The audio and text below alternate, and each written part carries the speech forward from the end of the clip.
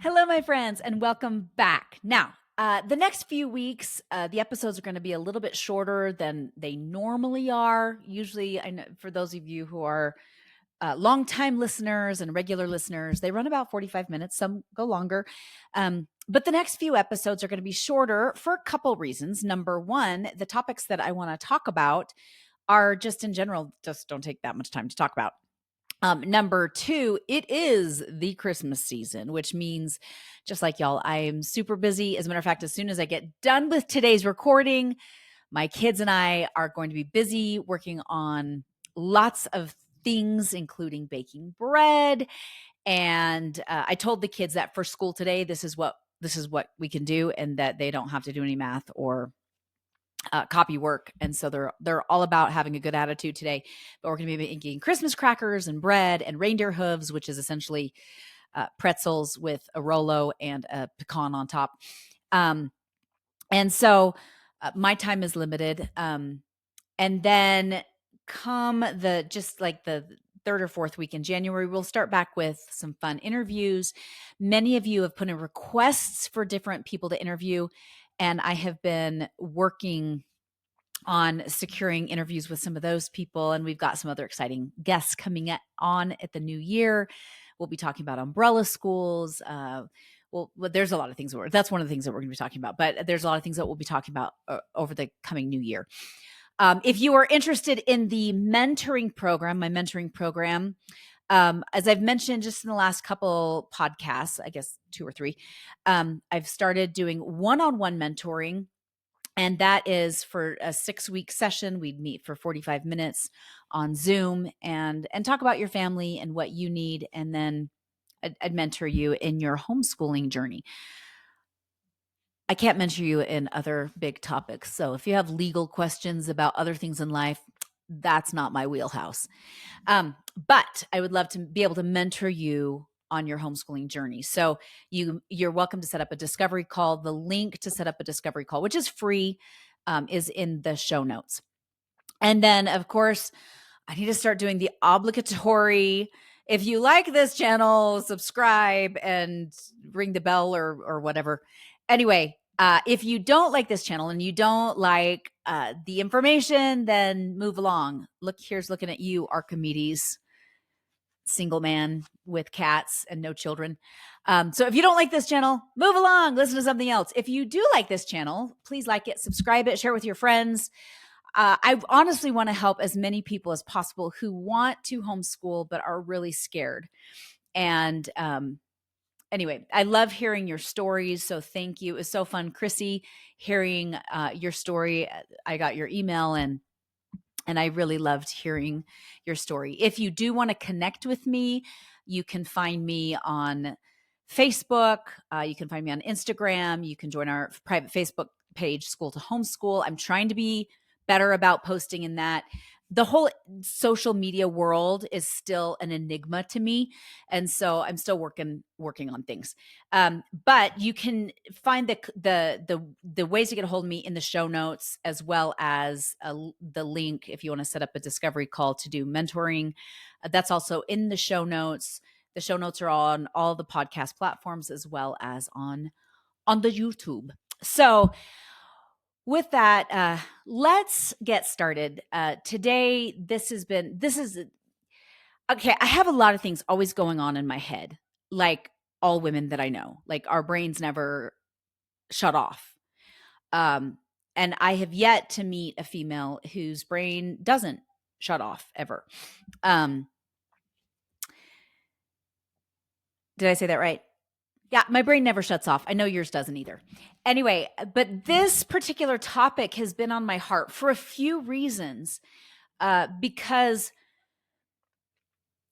it's something I'm experiencing now. It's something that I keep hearing from young moms. And so I wanted to just talk about it just for a few minutes today because it has been on my heart.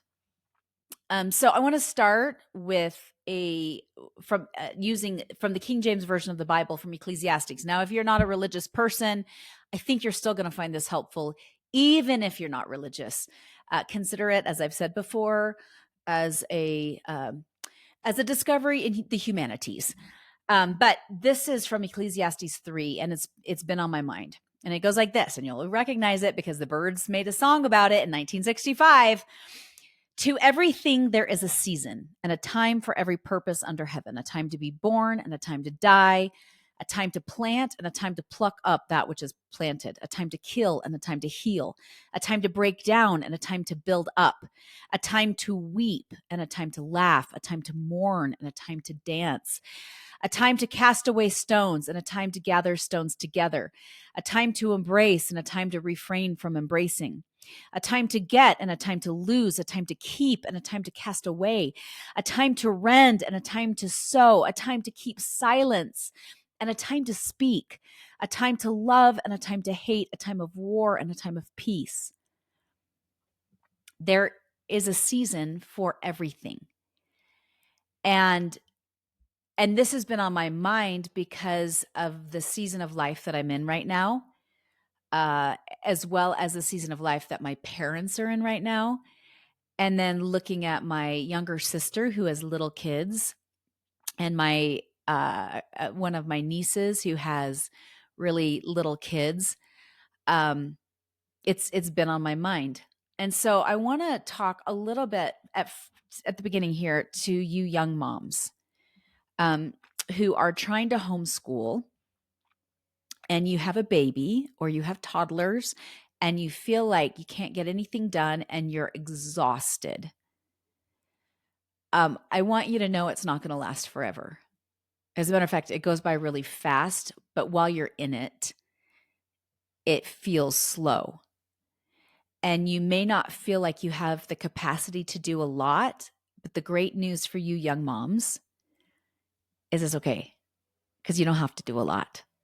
And you don't have to do everything, and you don't have to compare yourself to the Instagram moms who have it all together, who are using wooden toys and have no plastic in their home and are dressing in linen.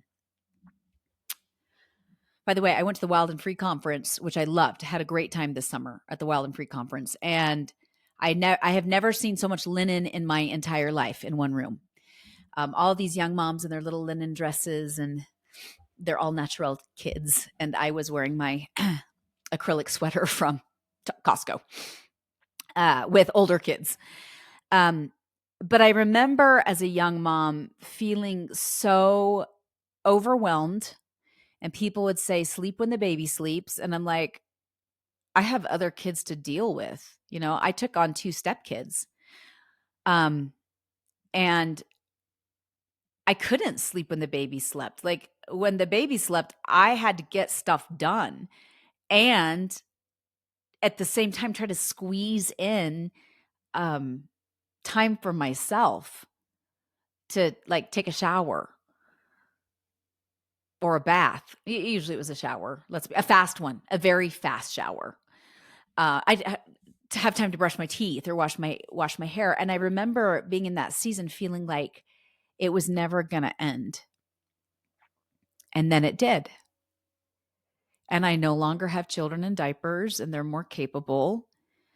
But I want you to be patient with yourselves, you young moms who feel like you're losing every day because your dishes aren't done and your toddler has just gotten into the Desitin and put it all over the baby and all over themselves, and you're trying to homeschool and you feel like you're failing at it.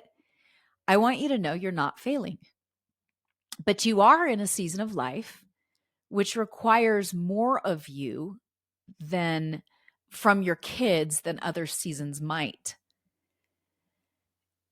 And it's okay. And you do what you can do, and it's enough. And you need to know that it is enough.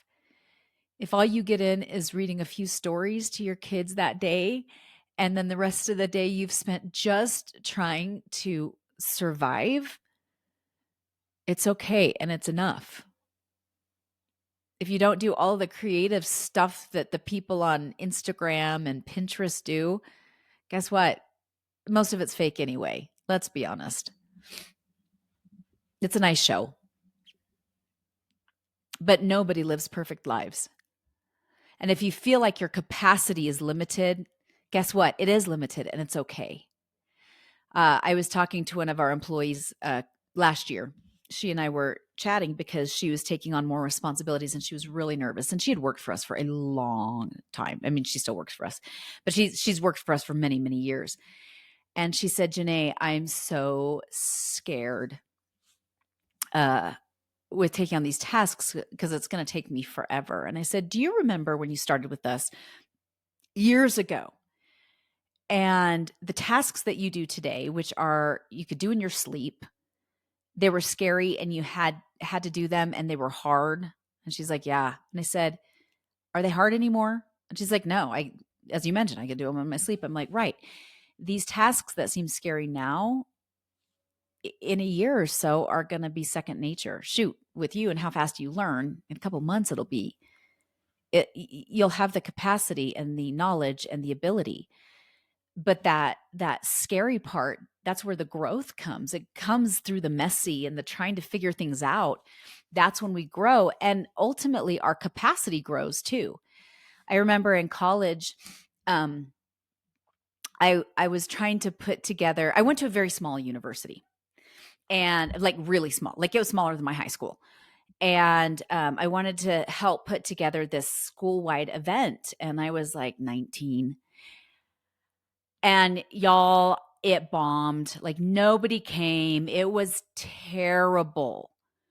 It was terrible. And I remember thinking how hard and how big of a job it was. And I missed the whole advertising. I just did a terrible job of advertising. And it's such a small campus that I shouldn't have. But it was so monumental to me and so hard. As a 19-year-old, I was working on the capacity and I didn't have the knowledge and the experience, but over time, that's something I developed little by little by little. Now, 47, I just did a Christmas breakfast last Saturday. Granted, everything that could go wrong went wrong with it after doing so many events, not only for church, but doing them for my husband's company. I've done events with hundreds of people, and it's pretty much second nature now, although the Christmas breakfast ended up being fine. However, like I said, anything that could go wrong went wrong. Like I totally spaced reserving the facility. And then I found out 2 days before that it was already reserved by somebody else. And I was like, oh my gosh, how did I miss that in January? Oh my gosh. Anyway, and I stressed out for a few hours, and then I was able to secure something for the following week and get out the emails to everybody to let them know. And it turned out fine. It worked out great. It was fine. But I was thinking back on my capacity as a 19-year-old where I couldn't have adjusted and shifted that fast. I wasn't in a season of life where I had much experience. And so I was in a season of learning and a season of growth. And then I got married and I had to go through a lot happened before I got married because I didn't get married until I was 28. I was 28, almost 29.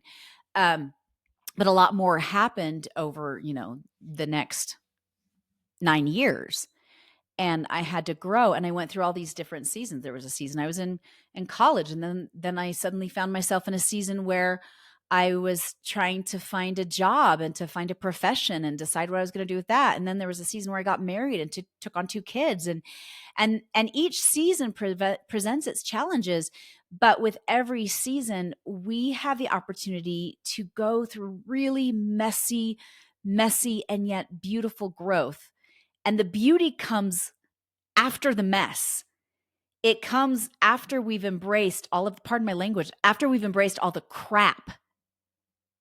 That is where we see the beauty is through the mess. I was talking to my dad, and he said to me that being in the season of life that he's in right now as an 80-something-year-old man, he's 83, 84, 83. He said this has been the hardest season because his body wants to be, he wants his mind wants to do mostly, because there is some dementia setting in, but his mind wants to do, but his body is not capable at all, which for some of you young moms with brand new babies who are healing, your physical bodies are healing after childbirth. Like your body is not going to be where it needs to be just yet. But like for my dad and my mom, their bodies are not capable anymore, but their hearts want to be able to do basic things that they used to do. And my dad said, this is the single hardest season I've ever had in my life. And I've been through all the seasons. And now I'm in the season of dying. And my body starting to go through breaking down and getting tired and not being able to walk or see very well and perpetually wanting to sleep. And that's been his hardest season. On Instagram, I just posted a couple days ago a video of Joshua. Those who are long listeners know that that's my child number 3, my first biological child, but my child number 3, because I raised my 2 older kids. I raised them.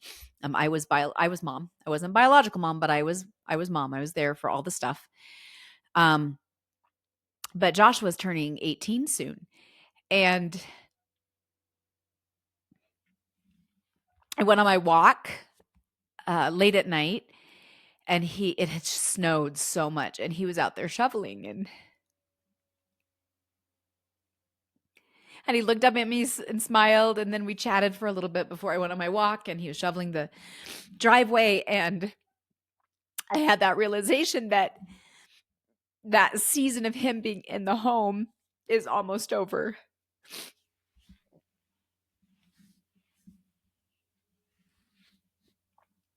And I don't have that much time. And by golly, I sure am glad that I've spent the last 4.5 years with him homeschooling, which I've shared before when it came to like the fear of missing out episode. I talked about that before. Well, it came back to my head and my mind again as I watched him shoveling the walk. And so now I'm like, I want to make the most of the season. Each season is going to present different problems, but also different beauty. When they're so little, it's so fun to see the world through their eyes because everything is exciting to a toddler, including the toilet and stuffing stuff down the toilet. It might not be fun for us, but their world is so exciting. So on the hard days, focus on seeing the world through their beautiful, bright, wonder-filled eyes. As they get older, enjoy the time reading with them. I hope you're reading to them as toddlers too, and babies. It's super important. But as they get older, enjoy the seasons, enjoy the time of them talking to you as children and as teens. The other night, Katie and Joshua, again, they're 17 and 16, almost 18 and 17. And they came and they hopped on my bed and I was reading and they just wanted to talk. So I put down what I was reading and we just talked and my heart was full. I have to be honest, with my oldest 2 kids, they would have never done that. I know some of you moms who are new to homeschooling and may not have your teenagers' hearts, but you're working on getting their hearts back. That may cause them a little bit of pain thinking, well, my teenagers don't do that. Give it time. Be patient with them. As you're homeschooling longer, you'll get their hearts back. You will. Also read Gordon Neufeld's Hold On to Your Kids. That's super great book on how do you get your kids' hearts back. And he's an attachment psychologist. I'll put the link in the show notes if you want to find that book. But I realized I needed to relish those few moments and just keep them in my heart, bottle them up in my head and keep them tender and close. Each season is going to present its own challenges, but it's also going to present its own beauty. And the key for us is to enjoy the season that we're in when we're in it, even with the hard, even with the crappy stuff, to focus on the good and the beautiful. Because one day we're going to be like my dad, and we're not going to have the capacity anymore um, to walk and to um, have our bodies move the way that they used to move.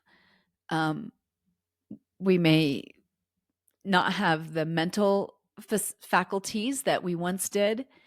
And so that's what's been on my heart, is just really enjoying the season that we're in. So today, as soon as I get off the podcast, I'm going to go and we are baking bread. We're actually going to make bread and butter candles, like they're these butter candles, and then baking the bread and then putting the candle in the middle, and you light it and the butter melts onto the bread. Super excited. We did one experiment already and it was okay. Like we're able to, we're going to tweak it. But very excited to do that and make some treats, not sugar cookies, because if you've heard me talk about it before, I do not enjoy making sugar cookies, especially at Christmas. But we're doing all sorts of other wonderful things and gifts to take to our neighbors and to friends. And the kids have been working on little gifts that they're making for each other, as well as we've been going Christmas shopping and they've been buying their little things for each other. And right now I'm just relishing this season. I also, last Wednesday, y'all, I made a cup of peppermint tea. It was in the morning. Katie and Kara, Katie's 16, Kara's 8, went and babysat for somebody, and Kara wanted to help. So the lady said, Kara's always welcome to come when Katie babysits. So they went and babysat, and then the boys and I went and volunteered at this toy giveaway thing. But we didn't have to be there till noon. And so I took the opportunity to read and to study and to pray and to write in my journal and to drink a hot cup of peppermint tea. And I just relished that moment. And I remember, I sat there thinking, I remember as a young mom not being able to do this because there was always little ones. There was always little ones about me. And now I'm in a season where I can do that. Maybe not all the time, but I try to steal moments in the afternoons to have little moments of alone time and pondering time and thinking time, journal writing time. Anyway, my point is, my friends,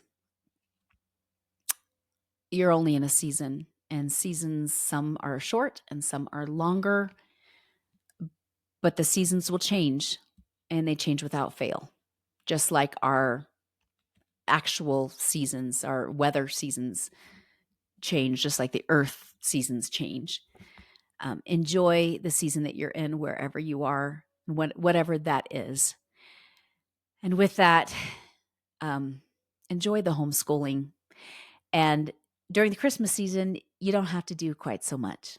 Well, I'm always of the opinion less is more anyway. So with that, you're doing better than you think you are. And you got this, mamas and papas. We'll talk very briefly, but we'll talk briefly next week. Have a good one.